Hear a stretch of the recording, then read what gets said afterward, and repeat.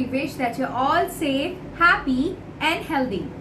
स्वागत है आप सबका हमारी वीकली न्यूज रैप सीरीज के एपिसोड 6 में, जहां पर हम सप्ताह की सभी न्यूज स्टोरीज में से कुछ सेलेक्टेड न्यूज स्टोरीज को आप सभी के साथ डिस्कस करते हैं।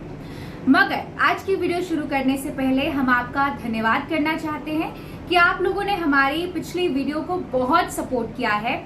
आप सभी ने बहुत अच्छे कमेंट्स किए हमारे YouTube पे, आप सभी ने ट्विटर पर हमें बहुत सपोर्ट किया है।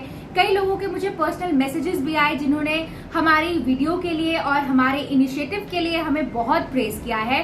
तो सबके लिए हम आपसे तहे दिल से धन्यवाद करते हैं। आप सभी का हमारी हिम्मत बनने के लिए बहुत बहुत शुक्रिया। और अगर अभी तक भी आप लोगों ने हमारी पिछली वीडियो नहीं देखी है तो प्लीज जाइए और वीडियो को देखिए। लिंक आपकी स्क्रीन पर है और हम डिस्क्रिप्शन में भी शेयर कर देंगे। तो चलिए शुरू करते हैं एपिसोड 6। सबसे पहले हम डिस्कस करेंगे हमारी थीम स्टोरी, जो कि है जेईई और नीट एग्जाम्स।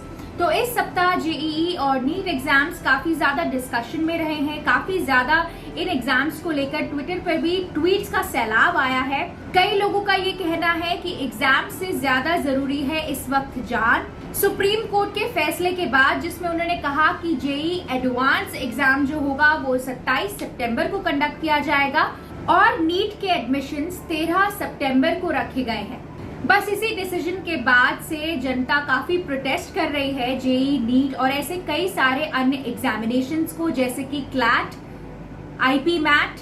कहा जा रहा है कि ये सभी एग्जाम्स को सितंबर में कंडक्ट किया जाएगा। इस डिसीजन के आने के बाद जब बहुत ज्यादा प्रोटेस्ट हुए तो उन प्रोटेस्ट को सपोर्ट करते हुए दिल्ली के एजुकेशन मिनिस्टर मनीष सिसोदिया ने भी ये कहा है कि इस वक्त इन एग्जामिनेशंस को कंडक्ट करवाना बच्चों की जान के साथ खिलवाड़ होगा। चलिए अब नजर डाल लेते हैं कोरोना वायरस की स्टेटस पर। भारत ने 30 लाख का आंकड़ा पार कर लिया है। इस वक्त जब हम ये वीडियो रिकॉर्ड कर रहे हैं तब तक भारत में कुल 30,50,326 कोरोना वायरस के एक्टिव केसेस हो चुके हैं। भारत और ब्राजील के केसेस के बीच का फासला भी काफी कम हो गया है। ऐसा प्रतीत होता है कि भारत जल्द ही दूसरे स्थान पर होगा।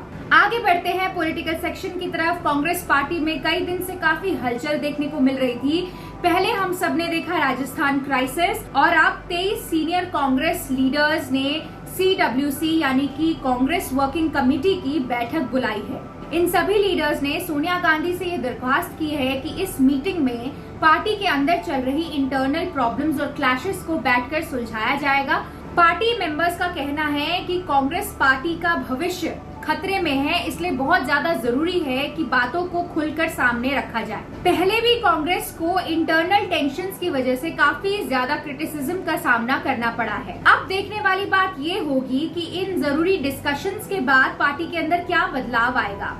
चलिए आगे बढ़ते हैं। अब बात करते हैं नेशनल न्यूज स्टोरीज की, जिसमें सबसे पहले हम डिस्कस करेंगे प्रशांत भूषण। अगर आप हमारे चैनल पर नए हैं तो आपको बता दें कि प्रशांत भूषण जी ने 2 ट्वीट किए थे, जिस पर सुप्रीम कोर्ट ने सो मोटो एक्शन लेकर उन पर क्रिमिनल कंटेम्प्ट का केस दर्ज किया। प्रशांत भूषण जी का कहना है कि फ्रीडम ऑफ स्पीच के तहत देश के हर एक नागरिक को अपनी बात सामने रखने का हक है, इसीलिए वो सुप्रीम कोर्ट से इस बात को लेकर माफी नहीं मांगेंगे। और प्रशांत भूषण जी का कहना है कि मेरे 2 ट्वीट्स इतने पावरफुल नहीं है कि सुप्रीम कोर्ट की नींव को हिलाकर रख दे। लोग तो सुप्रीम कोर्ट के इस लिए गए फैसले पर भी सवाल उठा रहे हैं। उनका कहना है कि जो कोर्ट फंडामेंटल राइट्स की प्रोटेक्शन करने के लिए बनाया गया है, वही कोर्ट फ्रीडम ऑफ स्पीच के लिए किसी एक इंसान को गिरफ्तार कैसे कर सकता है। अगली खबर आती है हरियाणा से। अब हरियाणा में वीकेंड्स यानी कि सैटरडे संडे लॉकडाउन रहेगा। असेंशियल सर्विसेज के अलावा कोई भी चीज खुली नहीं रहेगी। इस बात से ज्यादातर दुकानदार परेशान हैं। उनका कहना है कि जितनी भी रिकवरी उन्होंने लॉकडाउन के खुलने के बाद की थी, वो सारी की सारी रिकवरी अब वापस पहले जैसी हो जाएगी। अगली बड़ी खबर जो इस सप्ताह हुई वो थी फेसबुक की। वॉल स्ट्रीट जर्नल की एक रिपोर्ट में ये कहा गया था कि कम से कम भी 4 ऐसे इंडिविजुअल्स और ग्रुप्स हैं फेसबुक पर जो कि हेट स्पीच और वायलेंट कंटेंट को प्रमोट करते हैं। और ये भी कहा गया कि ये 4 इंडिविजुअल और ये जो 4 ग्रुप्स हैं ये बीजेपी से लिंक्ड है।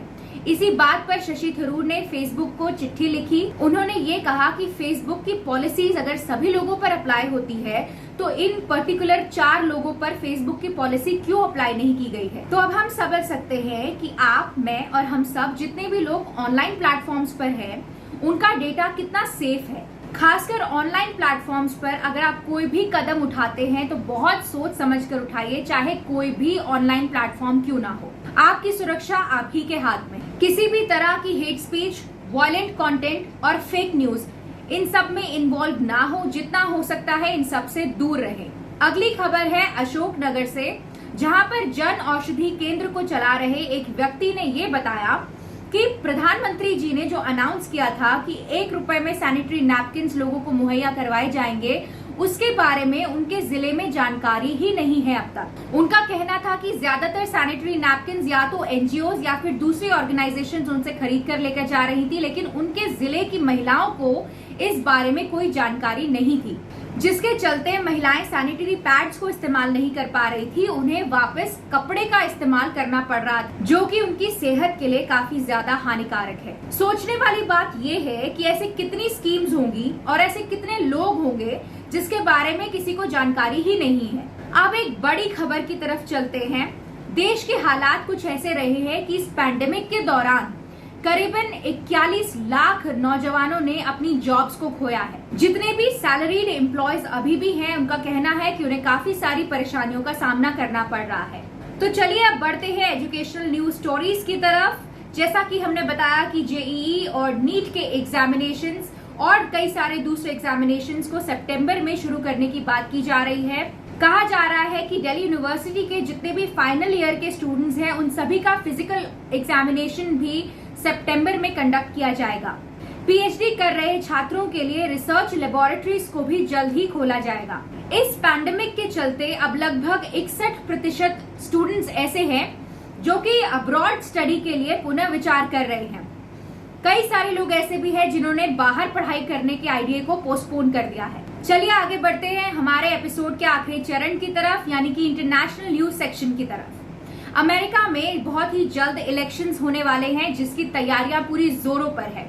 एक तरफ जो बाइडेन है, जिन्होंने अपनी वाइस प्रेसिडेंट की पोजीशन के लिए कमला हैरिस को नॉमिनेट किया है, और वो अपनी पार्टी में कई सारे इंडो अमेरिकन लोगों को भी भर्ती कर रहे हैं। और दूसरी तरफ ट्रंप है, जो कि अपनी इलेक्शन कैंपेन में प्रधानमंत्री मोदी जी को फीचर कर रहे हैं। मुकाबला काफी टक्कर का है, तो देखना पड़ेगा कि रिजल्ट क्या निकले। तो चलिए इसी न्यूज स्टोरी के साथ आज का एपिसोड हम रैप अप करते हैं। हम ये आपको बता दें कि ट्विटर पर हमारा कैंपेन अभी भी रन कर रहा है, तो इसीलिए अगर आप ऑनलाइन फ्रॉड के अगेंस्ट खड़े होते हैं, अगर आपके साथ ऑनलाइन फ्रॉड हुआ है या अगर आपके किसी जानकार के साथ ऑनलाइन फ्रॉड हुआ है, तो आप इन हैशटैग्स को इस्तेमाल करके ट्वीट कीजिए। जितना ज्यादा हो सकता है उतना। हैशटैग्स मैं आपको बता देती हूँ। हैशटैग्स है stop online fraud, hashtag grow for speak up, hashtag take action.